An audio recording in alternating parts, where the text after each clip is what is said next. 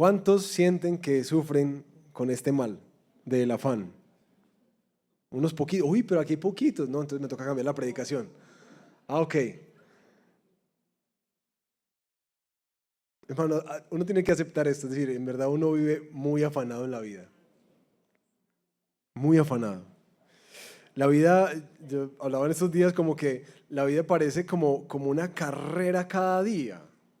Cada día. Obviamente, eso depende mucho de las etapas de la vida donde estás, pero le decía a mi esposa ayer, yo decía, uno como que arrancamos, mi mamá estuvo cuidando a los niños, entonces íbamos a aprovechar que teníamos la mañana para hacer todas las vueltas que no podemos hacer. Entonces bajamos el ascensor y ahí mismo arrancamos disparados caminando para el parqueadero. Y Sally me cogió y me dijo, para. Y yo decía, despacio. Yo decía, sí, es que en verdad uno siente a veces como la vida como la del taxista que se levanta y ya debe el día porque lo tiene que liquidar. Uno vive corriendo todo el tiempo porque tiene o los niños, o el trabajo, o el estudio, la universidad, la empresa, problemas familiares, problemas en el trabajo. Hay tantas cosas todo el tiempo que resolver. Por eso es que uno siente como un poquitico de esa envidia mala con los que están jubilados, ¿cierto? Pero yo sé que los jubilados sufren de otros males, ¿cierto? Eso es otra realidad. Pero ¿qué lo hace a uno vivir tan afanado? ¿Qué? Uno, claro, creo que en común, la plata, la que se quiere conseguir y la que hay que conseguir para sobrevivir, ¿sí? Relaciones, hijos, comida, vestido, familia, básicamente toda la vida lo afana a uno. Sí, como que todo te está empujando a vivir muy rápido. Ese tema del afán se ha conectado socialmente con el tema del estrés y de la ansiedad.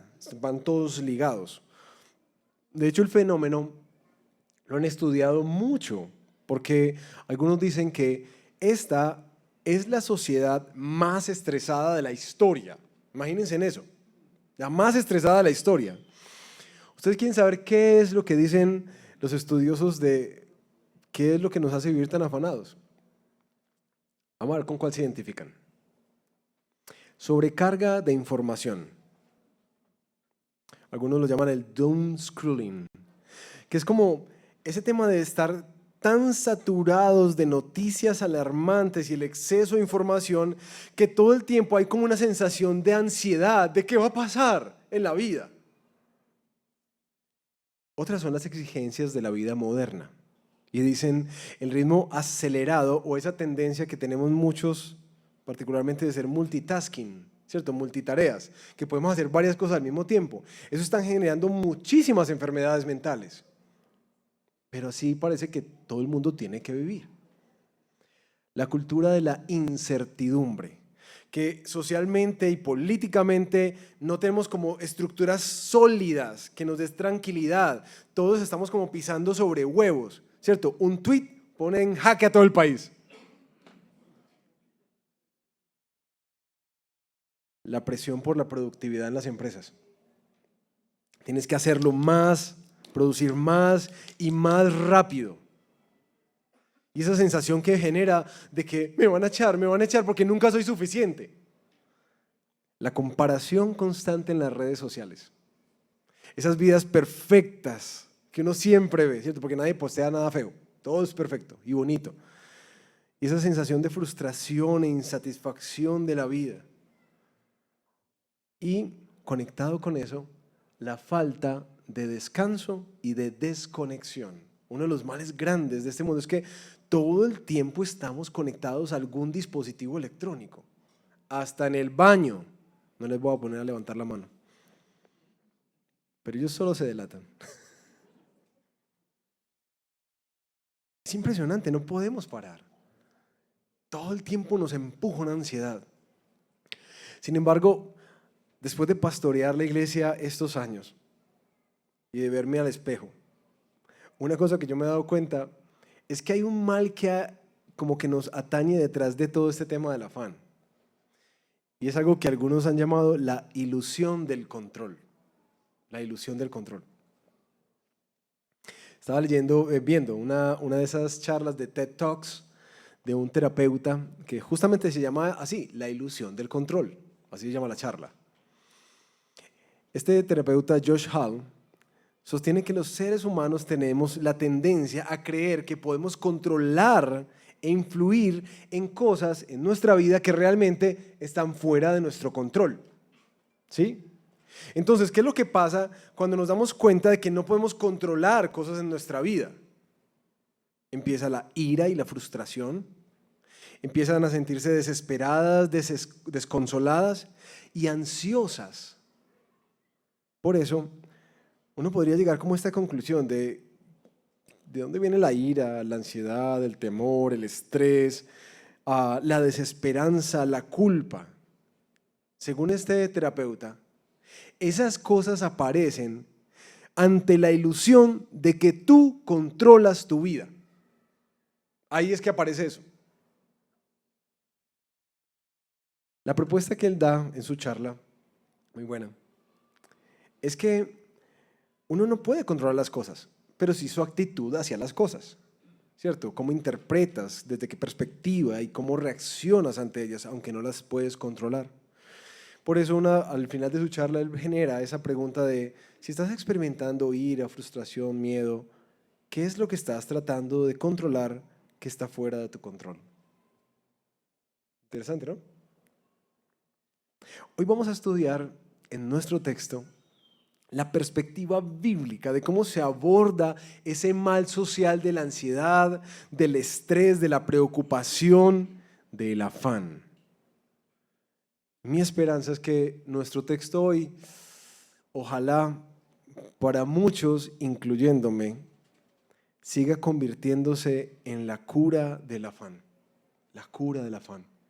Para que nosotros aprendamos en esta vida a vivir vidas más confiadas, descansadas y gozosas, porque confiamos en el gobierno soberano de Dios.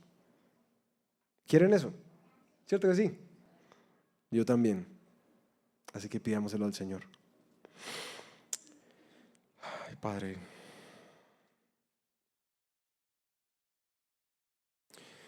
Esto es un cuadro de lo que quizás para muchos es la realidad del día a día. Y sé que mucha de esa ansiedad a veces es por cosas que anhelamos tener y conseguir, experimentar. Muchas de esas cosas son realidades que queremos cambiar y por eso vivimos tan ansiosos y afanados. Pero sabes también que en ocasiones hay muchos de mis hermanos que están caminando por tiempos donde la vida duele y está siendo muy difícil. Casi que es imposible parar.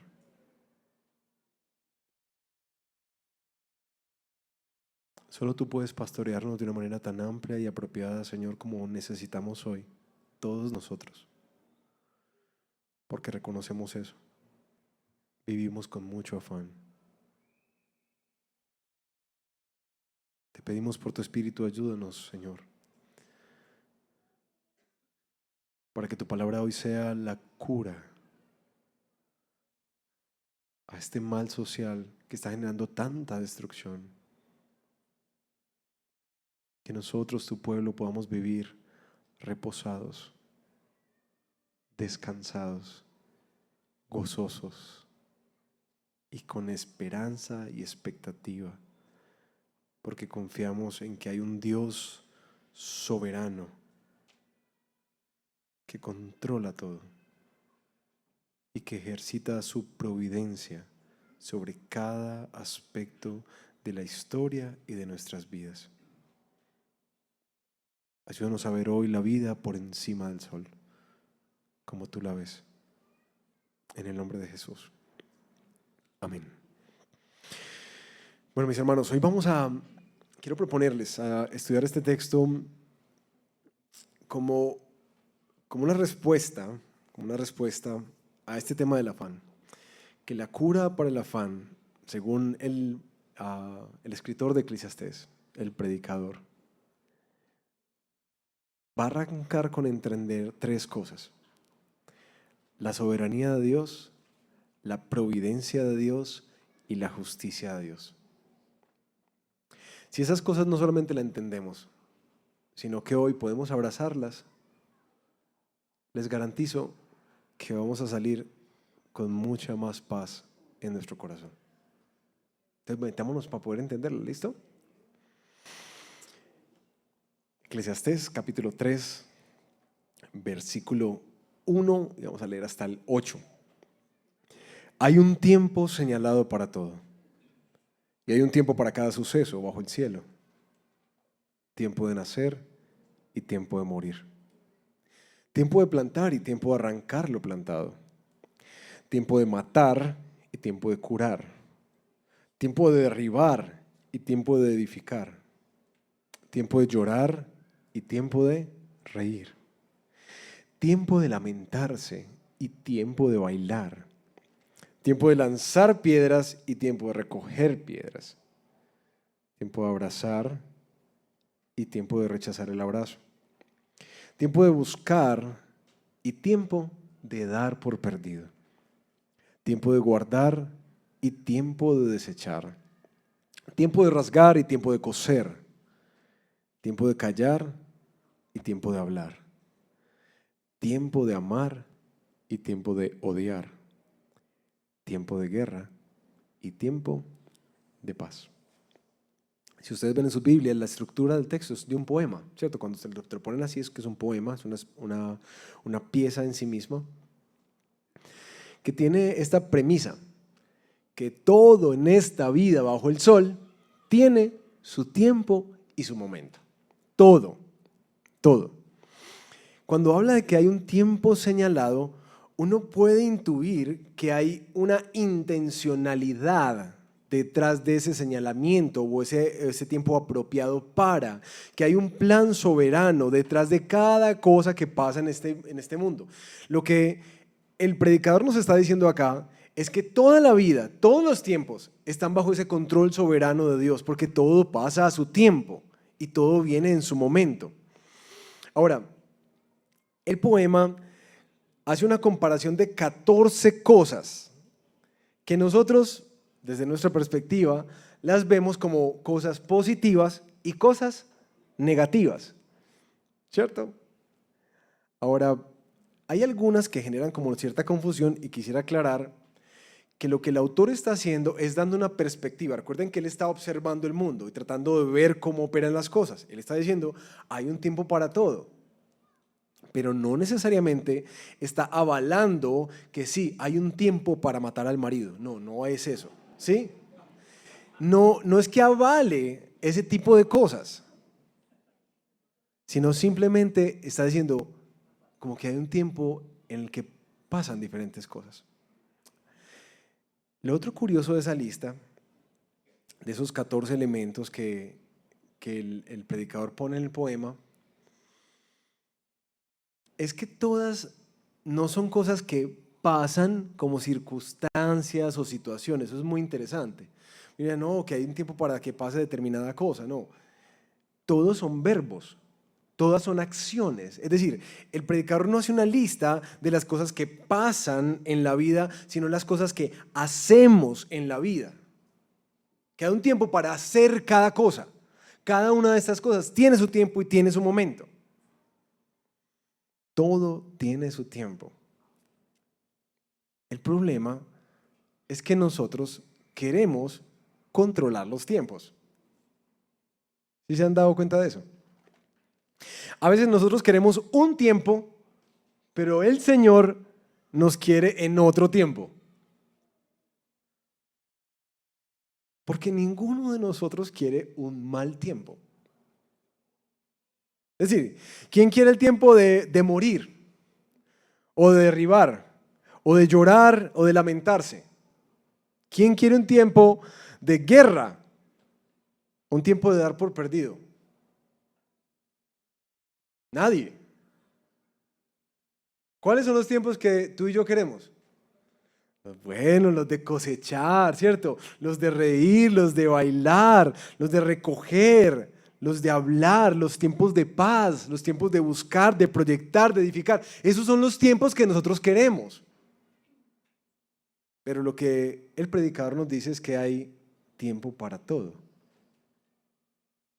Él está describiendo que en la experiencia del ser humano bajo el sol, en esta creación caída, todos vamos a pasar por diferentes tipos de tiempos.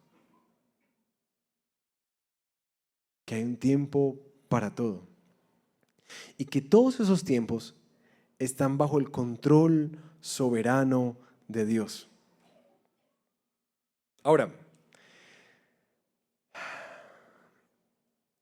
el desafío para nosotros, cuando el autor ratifica que sí, hay un tiempo en el que va a pasar cada cosa, y no hay forma de esquivar a veces algunos tiempos. Para nosotros que luchamos con esa ilusión del control y que queremos evitar los tiempos malos para poder abrazar y disfrutar por más tiempo los tiempos buenos, yo creo que este tema de la soberanía de Dios nos lleva a enfrentarnos a dos realidades que tenemos que tratar profundamente en nuestra vida. La primera, si Dios es soberano sobre todos los tiempos que pasan, los buenos y los que en tu lectura y en la mía no son tan buenos, lo primero es uno aprender a discernir en qué tiempo me tiene el Señor. Sí, como una cura del afán, aprendamos a discernir primero en qué tiempo me tiene el Señor. En estos días justamente pensábamos, medio del cansancio, del agotamiento, a veces en periodos de transición, ¿cierto? De movimientos, de niños pequeños y demás cosas, trasteos. Parar y reflexionar este texto en medio de tantas cosas pasando al mismo tiempo, es como tan bonito. Este es un tiempo de eso. Este es un tiempo de uno sentirse cansado. Este es un tiempo de correr. Es un tiempo de tener poco descanso. Ese es un tiempo de llorar con algunas cosas. Ese es un tiempo de no tener estabilidad. Y es el tiempo del Señor. De alguna manera eso pastoreó mi corazón mucho esta semana. Porque claro, podría vivir afanado y ansioso como que no, pero es que yo quiero ese otro tiempo. Tiempo donde yo esté más tranquilo, más seguro, más claro. Tiempo de cosas firmes, fijas, que no cambian. Pero no es el tiempo del Señor. Este es su tiempo para mí. Este es su tiempo para nosotros como iglesia. Y ahí está el otro desafío, no solamente discernir en qué tiempo estoy, sino aprender a abrazarlo y aceptarlo.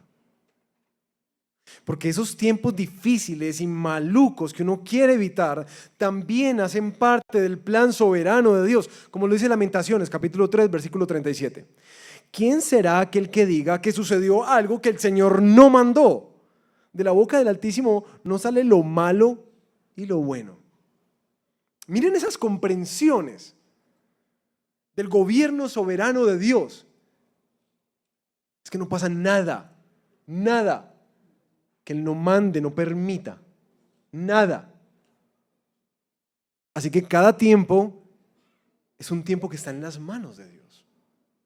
Necesito discernirlo y entenderlo con la sabiduría que el Espíritu me da, pero también aprender a abrazarlo con la humildad de que sí, yo no soy Dios.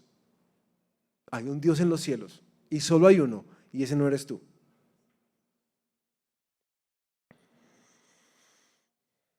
Ahora, yo sé que esto genera como algunas preguntas gruesas sobre el tema de la soberanía de Dios. Y vamos a tratarlas después del segundo punto, ¿vale? Versículos 9 al 15. El autor, el predicador, después de hablarnos de la soberanía de Dios y los tiempos nuestros que están en sus manos, él va a llegar a una pregunta grande, existencial, de esas que ya nos ha acostumbrado a hacer. y unas conclusiones muy importantes para ayudarnos a entender cómo vivir entonces en esta vida. Versículos 9 al 15.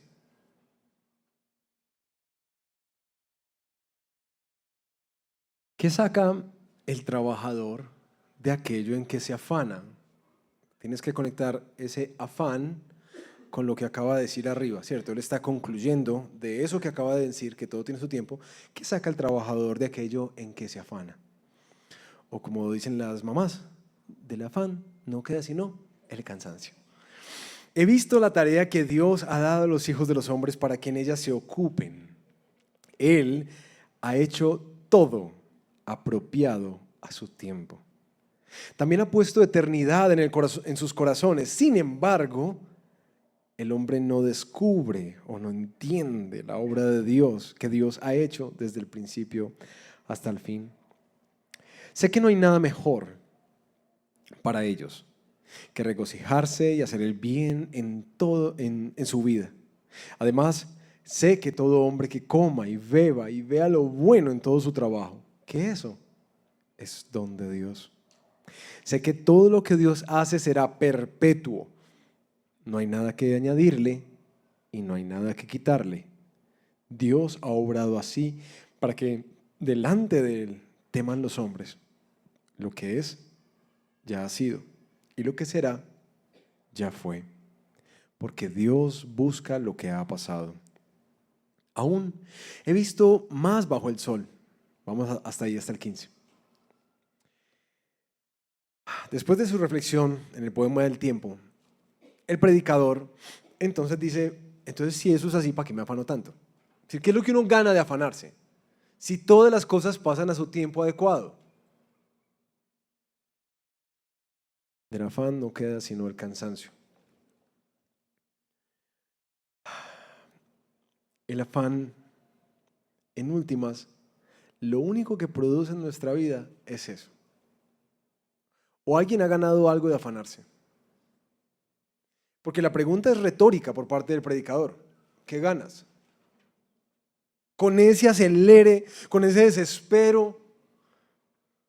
Yo creo que mi esposa debe estar diciendo, háblale Señor, háblale Señor. ¿Qué ganas con eso?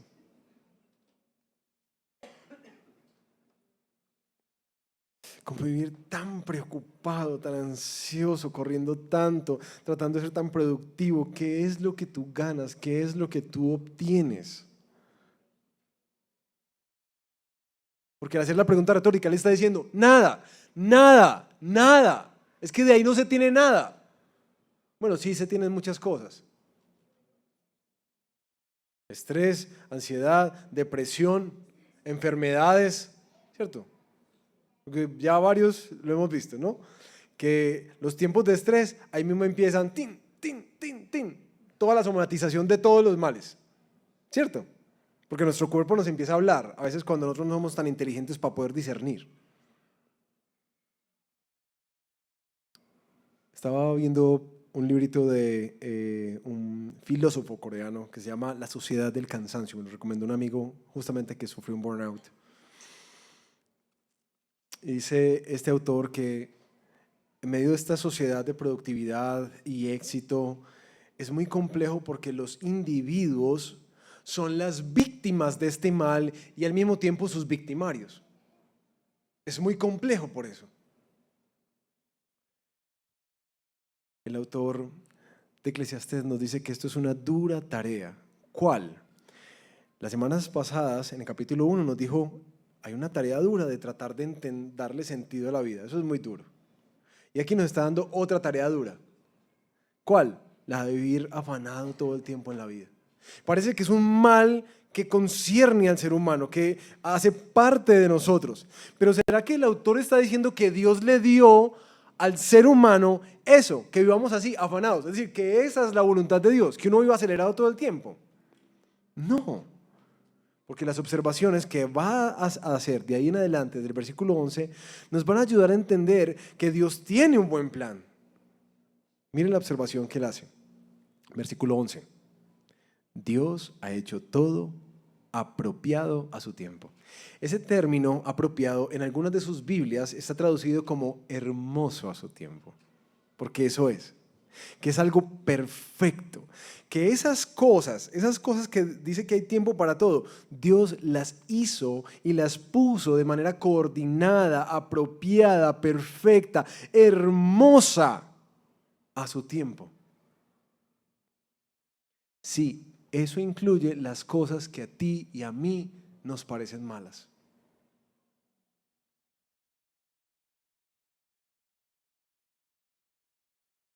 Hermanos, esto es muy teso, ¿no? Porque yo creo que uno puede agradecer mucho cuando pasan cosas buenas y dice, ay, en el tiempo de Dios, ay, gloria a Dios, pastor, si viera, y le voy a dar un testimonio. Pero por lo general no es el mismo diálogo cuando vienen los tiempos que nosotros denominamos malos.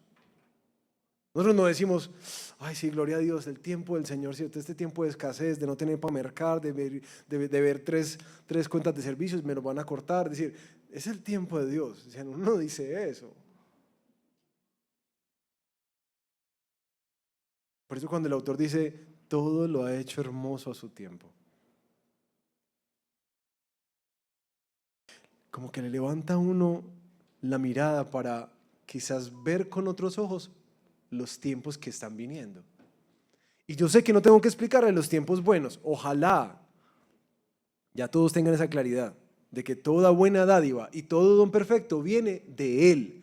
Cualquier cosa que te alegre, te parezca muy bonita y la disfrutes mucho, vino de Él. Así que devuélvete y agradécele. Pero como nos decía Lamentaciones, las cosas malas también están bajo su soberanía. El autor dice, eso es hermoso. Y lo otro que lo observa es que Dios puso algo en el corazón de los hombres. ¿Qué es lo que le puso? Eternidad. Eternidad. Es por eso, mis hermanos, especialmente a quienes están viniendo por primera vez como acercándose a la fe, a explorar las escrituras, es por eso que uno siempre como que tiene algo que lo jala, como que el ser humano algo lo jala a buscar lo espiritual, lo trascendente, es porque Dios nos diseñó así. Él puso eternidad en nuestro corazón.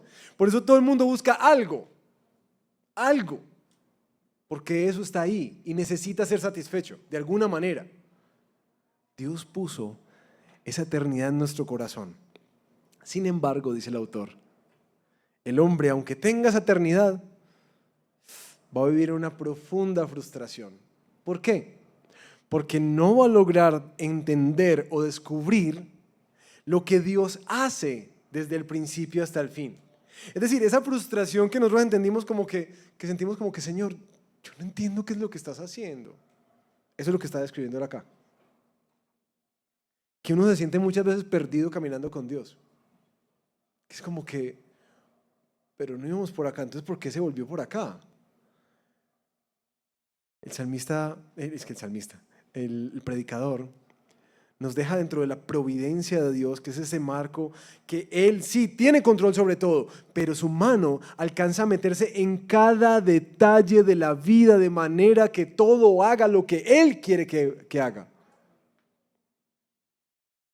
Y en ese plan soberano, muchas veces nosotros nos vamos a sentir perdidos. Como que no logramos entender qué es lo que Dios está haciendo. Y ahí aparece el texto que muchos de nosotros hemos citado y nos hemos abrazado a él justamente cuando estamos más perdidos que la mamá del chavo, ¿cierto? Isaías 55. Porque mis pensamientos no son los pensamientos de ustedes, ni sus caminos son mis caminos, declara el Señor. Porque como los cielos son más altos que la tierra, así mis caminos son más altos que sus caminos, y mis pensamientos más que sus pensamientos. Y en eso, mis hermanos, en verdad estamos haciendo bien, pastoreando nuestro corazón para recordar que no somos Dios y tampoco tenemos la mente de Dios. Para comprender todo lo que soberanamente Él está haciendo con los tiempos buenos y con los tiempos malos. Más adelante vamos a ver en el capítulo 8 eso, que el predicador dice lo mismo. Aunque el hombre busque con afán, no lo va a descubrir. Y aunque el sabio diga que lo conoce, no puede descubrirlo. Según esto, el hombre vive bajo la providencia de Dios que hace todo hermoso en su tiempo, aunque con una profunda frustración de que no puede entender todo el plan de Dios. Y al no entender todo el plan de Dios, claro, nosotros nos vamos a sentir muy perdidos.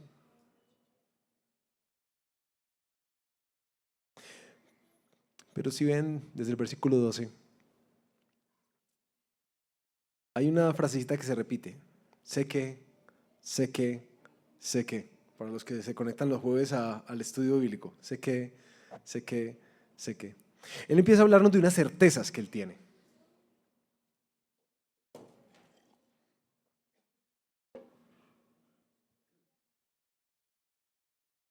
Cosas que ahora, desde el conocimiento que le ha dado la observación, le ayudan entonces a vivir con perspectiva en la vida. Como que le ayudan a navegar en esa realidad de que hay un Dios soberano que ejercita su providencia articulando cada detalle en la vida y cada tiempo de una manera hermosa, hermosa, aunque muchas veces para que quien está de este otro lado sea frustrante porque no logra entenderlo. Él dice: sé que no hay nada mejor para el hombre que regocijarse y hacer el bien en su vida. Entonces, ¿qué hago ya con esto? Dice el predicador. Pues entonces disfruta la vida y haz el bien. Si Dios tiene el control de todo y si Dios engrana cada detalle y lo pone en el tiempo específico, disfruta la vida. ¿Qué te vas a estar estresando tratando de ser Dios, tratando de jugar a ser Dios en tu vida? Disfrútala, pero hazla haciendo lo que Él te pidió hacer. Como nos dice Pablo, que este pueblo lo salvó para que se dedique a hacer buenas obras. Utiliza tu vida, disfruta lo que tienes y lo que no tienes y vive de acuerdo a la voluntad del Señor. Versículo 13. Además sé que todo hombre que coma y beba y vea lo bueno de todo su trabajo, que eso es un don de Dios.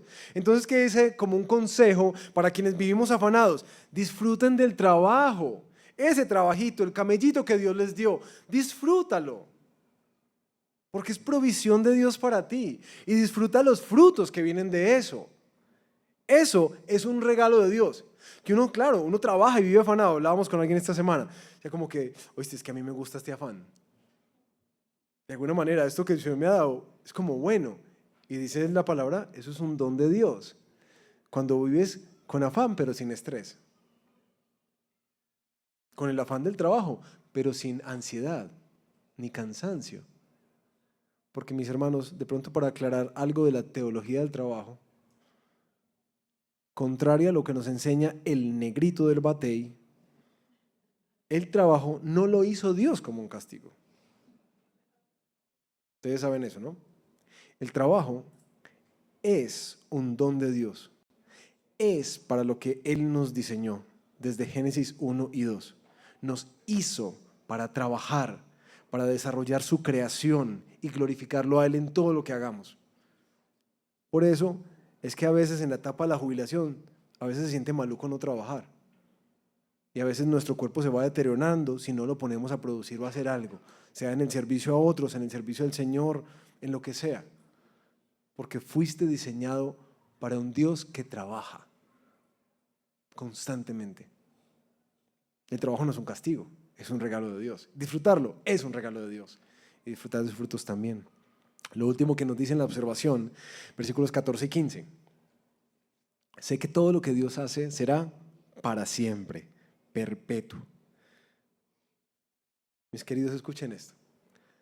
No hay nada que añadirle y nada que quitarle. Hacer esa declaración tiene una afirmación muy fuerte detrás. Porque cuando uno le dice, mira, hice un edificio, o hice un trabajo, o puse un proyecto, o hice una predicación, y el jefe te dice, uy, no, eso no hay nada que añadirle ni nada que quitarle. Es decir, eso es perfecto. La declaración que él está haciendo es que eso que Dios coordina es perfecto. Si le añades algo, te lo tiras. Si le quitas, te lo tiras. Lo que Dios hace es perfecto. Y Dios ha obrado de esta manera para que delante de Él nosotros vivamos con esa humildad de temerle al Señor, de reconocer, Él es Dios. Y no sé cuántos de ustedes han experimentado esto, quizás quienes van avanzando más en el camino de la fe en años con el Señor, cosas con las que uno peleó y batalló y refunfuñó contra el Señor. ¿Por qué? ¿Por qué hiciste esto? ¿Y por qué permites esto en mi vida? Y todas esas cosas.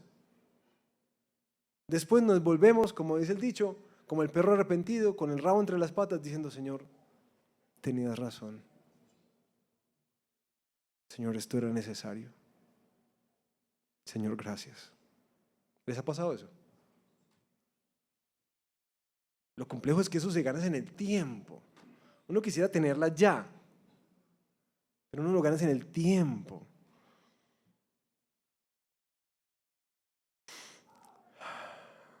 Así que, ¿qué dice el predicador? No solamente disfrutes de tu vida, hagas el bien, disfruta tu trabajo y come sus frutos, sino que teme a Dios y abraza y acepta su voluntad, porque es perfecta para ti. Y hay un descanso tan grande de saber que estamos en el centro de la voluntad de Dios. Yo sé que muchas veces nosotros oramos: Señor, muéstrame tu voluntad, pero la verdad es que nunca te puedes alejar de ella. Él siempre la va a hacer. Ahora, yo sé que esto genera unas preguntas muy grandes, ¿cierto? Como que entonces ya todo está determinado en la vida. Todo. Y ahí se han dado unos debates teológicos gruesos que yo creo que si se han dormido hasta acá, aquí se van a dormir. Así que despierte, pellizque al que está al lado. Pero me parece muy importante, es decir, pastoralmente me parece muy importante que ustedes lo entiendan. Hay tres posturas frente a este tema del futuro y de la soberanía de Dios y la responsabilidad del hombre, teológicamente. La primera se conoce como el teísmo abierto. Teísmo abierto. Esta teoría dice que Dios conoce el pasado, el presente, pero desconoce el futuro. Es decir, que en últimas la gente va tomando decisiones y Dios se va adaptando a medida que va cambiando en la historia. Él se adapta, Él no sabe el futuro, ni lo orquesta ni lo coordina. Él se va adaptando y opera desde esa perspectiva. Eso se llama teísmo abierto. Hay varias iglesias que lo creen. Eso, por supuesto, quita del panorama la omnisciencia de Dios, la soberanía de Dios, el control absoluto que Él tiene. La otra corriente es el determinismo teológico. Esa es otra, de pronto un poco más popular, en la que se dice que todo ha sido predeterminado por Dios, incluyendo cada decisión tuya y mía. Ahí es en la que algunos a veces se excusan. Yo pequé porque es que esto era la voluntad de Dios. Y yo, venga papá, que así no son las cosas. ¿Sí? Ese es el determinismo teológico. O algunas que son más duras, que tienen que ver con accidentes o muertes o pérdidas. Es como que, claro, esa fue la voluntad de Dios. Así Dios quiso que muriera de esta manera. El determinismo teológico niega la idea de un libre albedrío en el ser humano. Es decir, todo básicamente, nosotros somos autómatas, nosotros nos dirige el Señor. Y eso genera una desesperanza, un fatalismo, como que, especialmente para quienes luchan con la idea del libre albedrío, esto es como que no, Dios no puede obrar así. Entonces, si no es un teísmo abierto ni un determinismo teológico, entonces, ¿qué es? Lo que las Escrituras nos presentan. Las Escrituras nos presentan esta doctrina que les acabo de decir ahorita, la doctrina de la providencia de Dios. Y es muy misteriosa, porque esta doctrina enseña que Dios gobierna el futuro completamente. Todo va a articularse de la manera que Él quiere para alcanzar los propósitos que Él tiene en la historia, sin anular las decisiones tuyas y mías. Es decir, que Él es completamente soberano y nosotros completamente responsables. El futuro está en sus manos, pero cada decisión humana tiene un valor y también tiene unas consecuencias. Y lo más complejo de esto es cómo es que operan entonces las dos cosas. ¿Cómo puede ser alguien completamente soberano y orquestar cada cosa en la historia y al mismo tiempo otra persona estar orquestando lo mismo y que pase lo que él quiere que pase? Ese es el gran misterio de la providencia de Dios. La providencia, de pronto, como nos lo explicaba el profesor de filosofía en el seminario, Dios ha definido un curso de la historia, ¿cierto? Porque a veces nosotros lo vemos mucho de nuestra historia. Él ha definido un curso de la historia. Y soberanamente, Él hace que lo que Él quiere que pase se engrane a pesar de todos los altibajos que pueda tener y todos los errores del ser humano. Una de las historias más conocidas de eso es la historia de José. Ustedes recuerdan a José en el Génesis, que le pasan un montón de cosas malas. Él se comporta bien, él está tratando de honrar al Señor y cosas taque bien malas sobre su vida. Al final, él es elevado como el segundo al mando en Egipto para cumplir el propósito soberano de Dios de rescatar al pueblo de una hambruna. ¿Por qué? Porque ese era el pueblo de Dios y Dios hizo una promesa de que los iba a cuidar y que los iba a prosperar y que les iba a dar una tierra.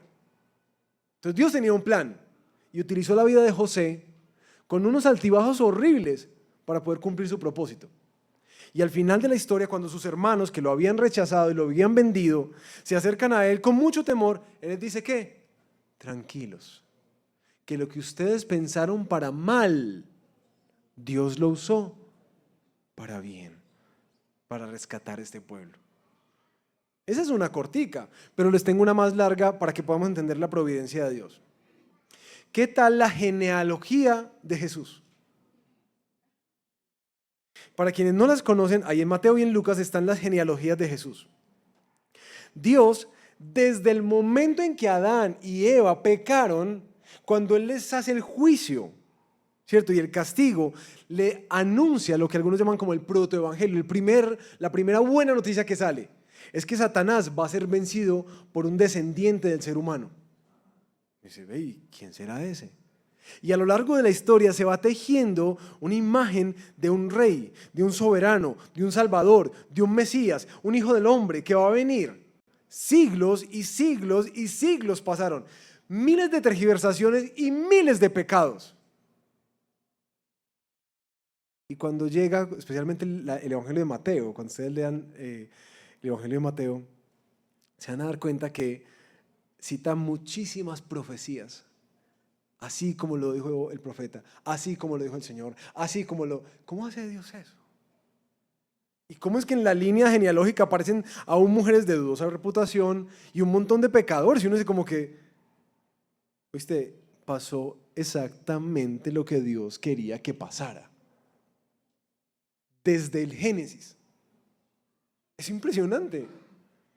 Por eso, lo que nosotros abrazamos como iglesia es la providencia divina de Dios, que sí, aunque sea un misterio y nos deje muy frustrados, Dios hace que todo coopere para sus propósitos y en ellos también hallemos, como dice Romanos 8:28, nuestro bien. Porque a los que amamos al Señor, todas las cosas ayudan para bien. Nuestro texto termina, mis hermanos, como después de hablar de la soberanía de Dios en el curso de la historia y de nuestra vida, pareciera que el autor nos ayuda a resolver una de las grandes preguntas que este tema del gobierno soberano de Dios nos deja. Y es, entonces, ¿por qué hay mal? ¿Cierto? El problema del mal. Y vamos a leerlo del versículo 16 en adelante.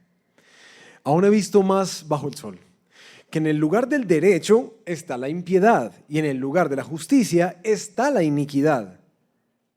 Yo me dije, al justo como al impío, juzgará Dios, porque hay un tiempo para cada cosa y para cada obra.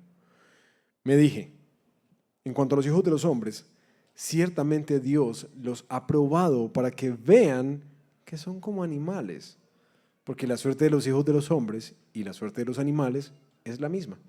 Como muere el uno, así muere el otro. Todos tienen un mismo aliento de vida. El hombre no tiene ventaja sobre los animales porque todo es vanidad. Qué lección de humildad, ¿no? Todos van a un mismo lugar, todos han salido del polvo y todos vuelven al polvo. ¿Quién sabe si el aliento de vida del hombre asciende hacia arriba y el aliento de vida del animal desciende hacia abajo en la tierra? He visto que no hay mejor para el hombre que gozarse en sus obras, porque esa es su suerte. Porque ¿quién le hará ver lo que ha de suceder después de él? El autor no deja de lado una de las cosas que más preguntas nos generan y que de hecho más personas alejan de la fe y los llevan hacia el ateísmo.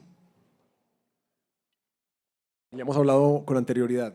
Si creemos que Dios es soberano y tiene control sobre todas las cosas, que Él es bueno, entonces ¿cómo el mundo está como está? Eso no tiene sentido. O Dios no es soberano y no tiene el poder de cambiar el mundo, o Dios no es bueno y no le importamos nada, porque hay mucho mal en el mundo. ¿Han escuchado esa paradoja? Aquí el autor entra y pone esa observación, sí, donde debería haber el bien está el mal, y a veces al contrario. Y lo que él concilia en su corazón es que también hay un tiempo muy especial. Un tiempo en donde las cosas se ponen en la balanza y donde las cosas son alineadas de acuerdo al gobierno soberano de Dios, que es un tiempo de juicio. El autor tiene claridad de que en esta vida nada queda impune. Nada quedará impune, porque Dios juzgará eso. Entonces, claro, él acepta la realidad de que convivimos con el mal en medio de un gobierno soberano de Dios, pero descansa en que Dios tiene la última palabra. No solamente juzgará y dará lo apropiado al mal y al malvado, sino que también, en medio de eso, corregirá todas las cosas de acuerdo a su gobierno justo, como lo señala el Apocalipsis. El autor termina con una nota un poco extraña y como salida de tono, en verdad, pues cuando leo el texto. Y es esta comprensión como que el hombre es igual a un perro. Como que el mismo aliento de vida, del polvo vienen y al polvo van. No hay nada diferente en él. ¿Qué le dice? Que va para arriba y otro va para abajo. El autor hace una reflexión desde como un poco oscura de que no ha entendido algunos elementos que nosotros tenemos hoy en la revelación bíblica acerca de la esperanza futura. Él se pregunta eso, como que quién sabe si va para un lado o quién sabe si va para el otro. Las escrituras van a afirmar con mucha certeza cuál es el fin del ser humano. Pero lo que él quiere hacer a través de esta ilustración es poder recordar al ser humano su posición de humildad, de finitud que tiene en esta vida. Bueno, el tiempo se nos está yendo y creo que necesito saltar a estas conclusiones para todos aquellos de nosotros que luchamos con el afán y con la ansiedad. 3 cosas que nos ha dejado este texto.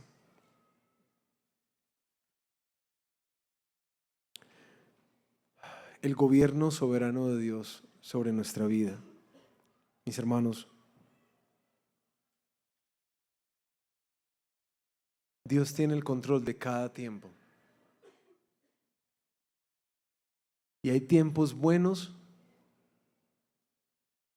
y según lo que aprendimos hoy, hay tiempos que a ti y a mí no nos parecen buenos.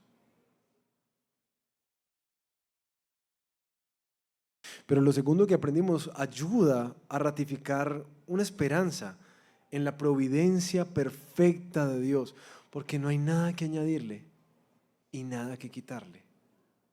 Él lo ha hecho todo hermoso a su tiempo. Y uno de los descansos que tenemos nosotros es que el que tiene el control de la historia, de nuestra vida, de nuestra familia, de nuestra iglesia, es uno que obra con bondad, con misericordia, con compasión, con ternura, con santidad. Eso significa mucho, mis hermanos, porque no hay pecado en nada que Dios orqueste, nada.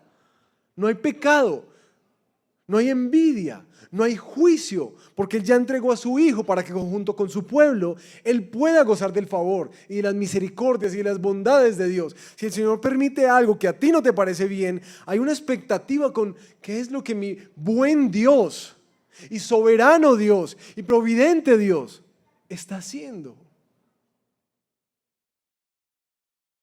Eso es un enorme descanso a quienes tratamos todo el tiempo de jugar a ser Dios en nuestra vida. Los que luchamos con la ilusión del control. Saber que hay alguien que tiene el control nos va a ayudar a vivir la vida como el predicador nos está animando a vivirla. Disfrútala, abraza la voluntad de Dios, disfruta el trabajo, disfruta lo que te toca hacer, tu familia. Nos va a decir más cosas a lo largo del libro, pero disfruta la vida, disfruta como quien descansa, que su vida está en las manos de alguien más grande, más bueno, más poderoso, que ha hecho promesas más grandes y eternas. Descansa en Él. No saben cuántas veces tengo que repetirme eso a mí mismo. Como el salmista, alma mía, ¿por qué te abates, alma mía? ¿Y por qué te has a angustiar? Espera en Dios, porque aún he de alabarle. Él es mi Señor y mi Salvador. No saben cuántas veces yo me tengo que decir eso a mí mismo. Por mi lucha con la incredulidad. Porque me cuesta creerle al Señor. Pero ahí está la cura del afán. Ahí la tienes. Confía en Él. En lo bueno y en lo malo. Confía en Él. Vive expectante, tratando de discernir los tiempos. ¿Esto es tiempo de qué, Señor? ¿Esto es tiempo de qué? Y si es un tiempo de llorar, pues abracemos el tiempo de llorar con el que dice que Él llora con nosotros. Y si es un tiempo de edificar, edifiquemos para su gloria y gocemos eso. Pero si es tiempo de destruir, también hagámoslo. Vivamos cada tiempo con aquel que prometió acompañarnos hasta el fin. Ahora, yo sé que verlo en la práctica es complejo, pero algo que me ayudó a conciliar esto es como que, Señor, ¿cómo es que vivimos entendiendo tu soberanía, tu providencia y tu justicia? En la práctica, como, ¿quién vive así? Como poder yo tener un ejemplo, al menos. Porque ciertamente yo no vivo así. Yo necesito, Señor, ayúdame. Y adivinen quién apareció. Ay, no, qué hermosura, no, y me pongo esos lentes, la cruz que le dibujo a los textos cuando estamos estudiando esa cruz. Jesús aprendió a vivir los tiempos del Señor. ¿Ustedes recuerdan cuando la mamá le dice, hijo, no hay vino? Dice, no ha llegado mi tiempo. Y después arranca y ya es tiempo. Y después hace un montón de milagros. Ya tengo que salir para otra parte, tengo que salir para otra parte, tengo que salir para otra parte. Y cuando llegan unos griegos, acercándose el tiempo a Jerusalén, dice, ha llegado la hora. Uf, eso es vivir alineadito con el Señor. ¿Cómo sabe qué tiempo es? Y no solamente lo discierne, sino que lo abraza. No le oye, uy, no, ya ha llegado la hora, no, ni damos una vueltica por allí. No, ha llegado la hora. Y para esto es que vine. Qué hermosura ese Señor, ayúdame a vivir así. Abrazando lo que sea que venga. Porque yo sé quién tiene el control de la historia. Pero también Jesús entendió cómo es que funciona este tema de la providencia de Dios. ¿Cómo es eso que Él es soberano y nosotros somos responsables? Que si cuentan nuestras acciones y decisiones. ¿Ustedes recuerdan ese momento en el Getsemaní? Padre, si es posible, aparta de mí esta copa, pero no sea como yo quiero, sino como tú. ¿Recuerdan ese momento? Qué forma de entender la providencia de Dios. Él sabe que el Padre ha tramado un plan Y ese plan lo va a llevar por mucho dolor, mucho dolor. Y que tiene un propósito hermoso, glorioso, que es nuestra salvación. Pero con la confianza de un hijo se acerca y dice: Padre, si es posible que no sea por aquí, si es posible de otra forma. Y ora 3 veces eso. Y al final termina entendiendo, como el autor nos ayuda a entender la vida, con humildad: no sea lo que yo quiero, sino lo que tú. Para que uno afirme eso, mis hermanos, uno tiene que confiar mucho, mucho en la persona que le está diciendo. Tiene que confiar que sus planes son buenos, agradables y perfectos. Para que nuestro corazón llegue a doblarse así, de esa manera, que eso que tú consideras que es lo mejor que podría pasar en tu vida, decirle: Señor, yo quiero esto, pero no sea lo que yo quiero, sino lo que tú. Eso es que tú llegaste a confiar mucho en que el plan del Señor es mejor. Ojalá tengamos más oraciones de esas. Ojalá. Y en últimas, nadie como Él vivió la iniquidad, la maldad, la injusticia, justo donde se esperaba que hubiera la palabra de Dios. ¿Cierto? ¿Recuerdan quién lo juzgó?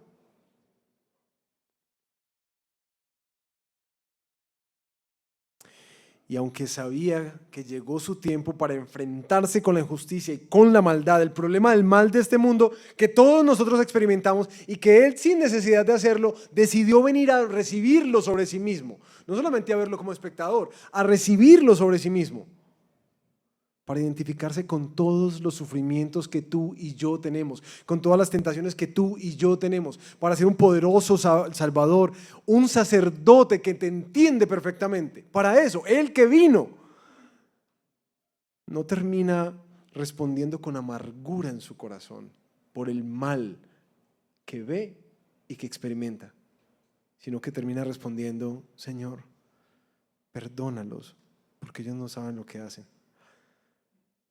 Ay, mis hermanos, uno necesita conocer más a Jesús, ¿no? Porque la verdad es que, claro, uno podría decir: no, pues que eso es Jesús. Pero lo que sabemos en la palabra es que el proyecto de Dios es que quiere hacerte a la imagen de su Hijo. Es decir, que esto sí se debe volver para nosotros como un anhelo y una oración: Señor, ayúdame como Jesús a entender los tiempos, a discernirlos y a abrazarlos, porque sé que son tu voluntad. Señor, ayúdame a entender tu providencia y en las cosas que a veces me cuestan, a pedirte con la libertad de un hijo, pero también con la humildad de un siervo que sabe que alguien tiene un plan mejor que el mío. Y ante la maldad de este mundo y la injusticia de este mundo que nos hace preguntarnos ¿dónde está Dios?, ayúdame, Señor, a recordar que por eso es que viniste justamente a cambiar todo lo que estaba generando tanto dolor y maldad. Y has prometido un día en donde juzgarás con justicia y corregirás todas las cosas para la gloria de tu nombre. Señor, ayúdanos a vivir así. Padre, gracias por tu palabra el día de hoy.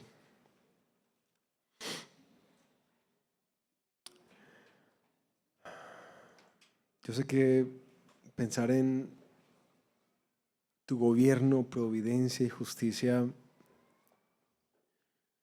depende del momento de nuestra vida. Puede tener diferentes ecos, pero también diferentes desafíos. Sé que algunos de mis hermanos aquí están proyectando su vida, están mirando hacia adelante y hay tanta ansiedad y tanto temor.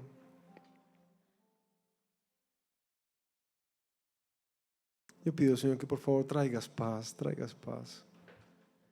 Pero la paz no es como una emoción o un viento que baja o una luz que se enciende. La paz viene de confiar. Como dice Pedro, tú guardarás el pensamiento de quien te espera, porque en ti ha confiado. Tú guardarás en completa paz el corazón de aquel que en ti espera, porque en ti ha confiado. La paz viene de confiar en ti. Y yo te pido que si hay algunos que están ansiosos, ay, Señor, por favor, dales tu paz.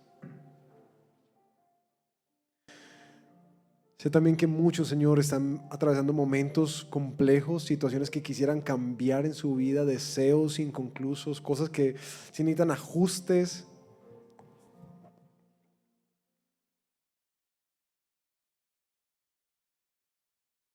Y quiero pedirte, Señor, para mis hermanos y hermanas, que tu Espíritu los ayude a discernir bien tus tiempos. Que les ayudes a entender en tiempo de qué los tienes.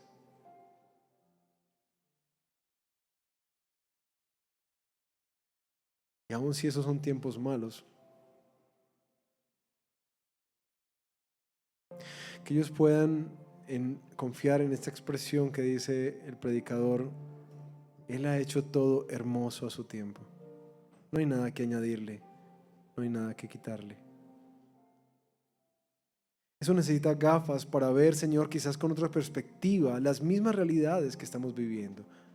Y te pido, ayúdales, Señor, ayúdales. Para que si son tiempos también de pruebas, Señor, las vivan con esperanza. Si son tratamientos del Señor, que las vivan con esperanza. Si son procesos del Señor, que las vivan con esperanza en ti. Conscientes que hay bondad porque esa cruz nos lo recuerda todo el tiempo. Que ya tu ira no está sobre nosotros. Gracias a Jesús. De manera especial quiero orar, Señor, por aquellos que hoy se sienten consternados con la vida. Que han llegado a periodos de pruebas muy duras, de pérdidas, de sentirse literalmente perdidos, angustiados. Porque yo sé que algunos acá, Señor, se sienten como también agotados. Y sé que tú no eres un Dios indolente, sino uno que es misericordioso, compasivo y fiel. Por favor, pastorea también a mis hermanos y hermanas.